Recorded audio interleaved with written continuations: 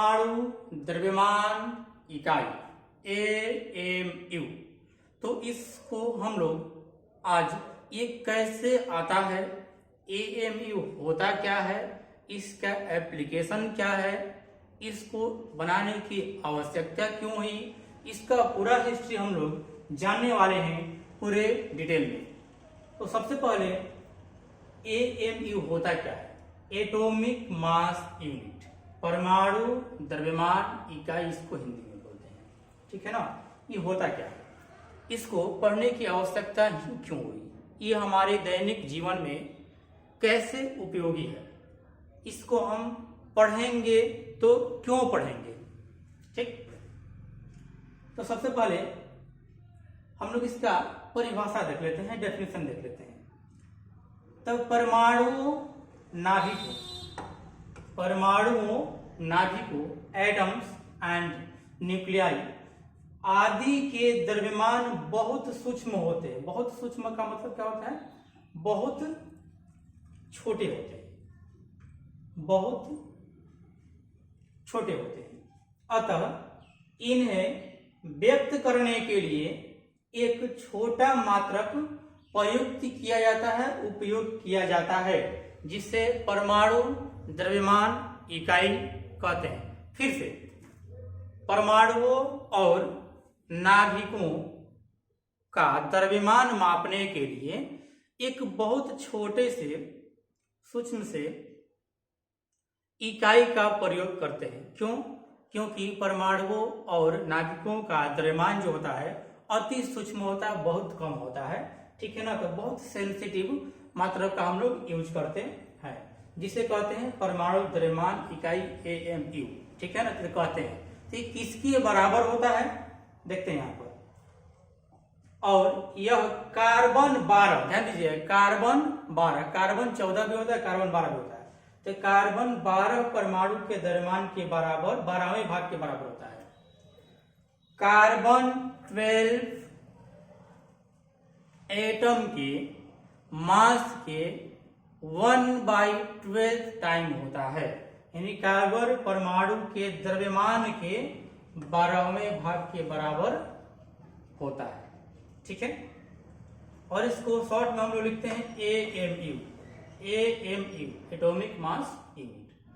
तो आपसे सवाल है कि परमाणु क्रमांक कितना होता है कार्बन का, कार्बन का एटॉमिक नंबर कितना होता है और कार्बन का एटॉमिक मास नंबर कितना होता है।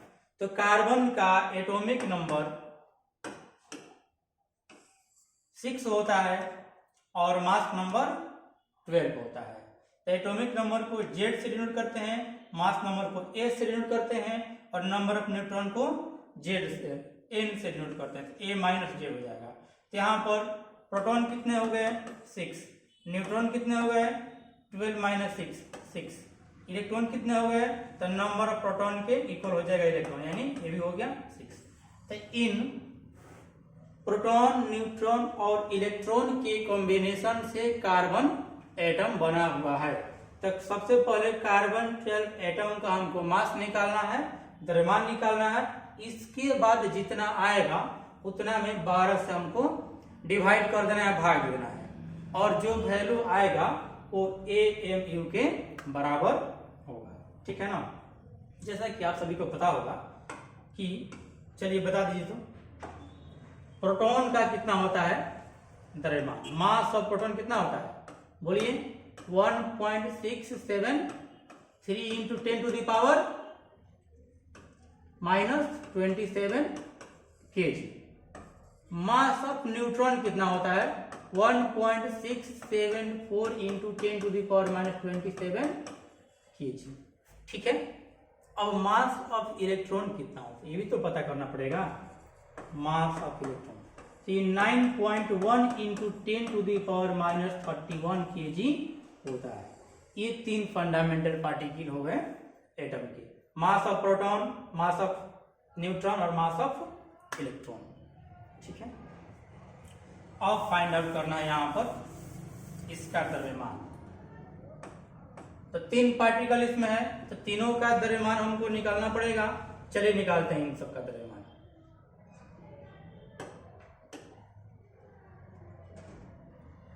तो यहाँ पर mass of proton into atomic number plus mass of neutron into neutron की संख्या, फिर plus mass of electron into electron की संख्या। ठीक है ना, तो इलेक्ट्रॉन की संख्या भी जेड के इक्वल भी होता है। तो मास ऑफ प्रोटॉन 1.6/12 करना है। अब यहां पर बताइए मास ऑफ प्रोटॉन कितना, 1.673 इंटू 10⁻⁻27 इंटू जेड का वैल्यू कितना इसमें है, तो जेड का वैल्यू का मतलब प्रोटॉन की संख्या कितना है 6 plus mass of neutron 1.674 into 10⁻⁻27 kg। आगे बढ़ जाते हैं, प्लस अब यहां पर मास ऑफ न्यूट्रॉन, न्यूट्रॉनों की संख्या क्या है कार्बन 12 में, तो न्यूट्रॉनों की संख्या यहां पर है 6, यहां निकाल के दिखाते थे आपको। चलिए, plus mass of electron 9.1 into 10⁻⁻31 kg into कितने इलेक्ट्रॉनों की संख्या है, तो जितने प्रोटॉन की संख्या होती है उतने ही इलेक्ट्रॉन की भी संख्या होती है 6। ठीक, डिवाइडेड बाई, इन सब को कैलकुलेट करके बताइए। चलिए मोबाइल से करिए और बताइए कितना आ रहा है ऊपर वाले का, बस यहां से लेकर के यहां तक का ये कितना आ रहा है इसका वैल्यू बताइए। और ये जितना आएगा उसमें क्या करिएगा 12 से डिवाइड कर दीजिएगा और इसका एग्जैक्ट वैल्यू जो आएगा वो बताना है 2 डेसिमल तक। फास्ट करिए, हाँ कितना आ गया 1.66 इंटू 10⁻⁻27 और ये मास है तो क्या हो जाएगा केजी। ये हो गया 1 AMU इक्वल टू इतना, या इसी को हम लोग 1 U भी कहते हैं। तो 1 AMU का वैल्यू हो गया आपका 1.66 इंटू 10⁻⁻27 kg के बराबर हो गया। ठीक है ना, फिर से एक बार रिकॉल करते हैं इसको। AMU का डेफिनेशन होता क्या है,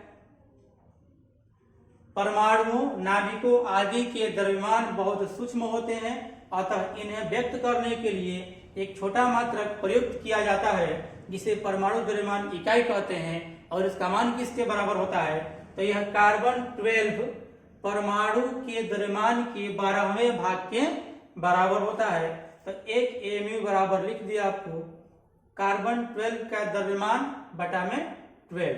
ठीक है, अब यहाँ पर कार्बन 12 बना किससे है, इसमें प्रोटॉन है, न्यूट्रॉन है, इलेक्ट्रॉन है, तो टोटल प्रोटॉन की संख्या प्लस टोटल न्यूट्रॉन की संख्या प्लस टोटल इलेक्ट्रॉन की संख्या जो हो जाएगा वो टोटल कार्बन 12 का द्रव्यमान मास के बराबर हो जाएगा, और 12 से इसमें भाग दे देंगे तो ये जो वैल्यू आएगा 1 AMU के बराबर हो जाएगा। ठीक है ना, तो यहाँ पर प्रोटॉन की संख्या 6 है, न्यूट्रॉन की संख्या भी यहाँ पर 6 है, और यहाँ पर आपका इलेक्ट्रॉन की संख्या क्या है 6 है। इन सब का कैलकुलेट किए और 12 से डिवाइड किए तो आपका 1 AMU का जो वैल्यू आया 1.66 इंटू 10⁻⁻27 kg आ गया। न्यूक्लियर फिजिक्स पढ़ेंगे तो बहुत ही आपका AMU का उसमें अहम रोल होगा, और ये डायरेक्ट कंपटीशन में भी पूछ लिए जाते हैं, तो इसको महत्वपूर्ण से याद रखेंगे। ये ऑब्जेक्टिव में भी आ सकता है और 2 नंबर के लिए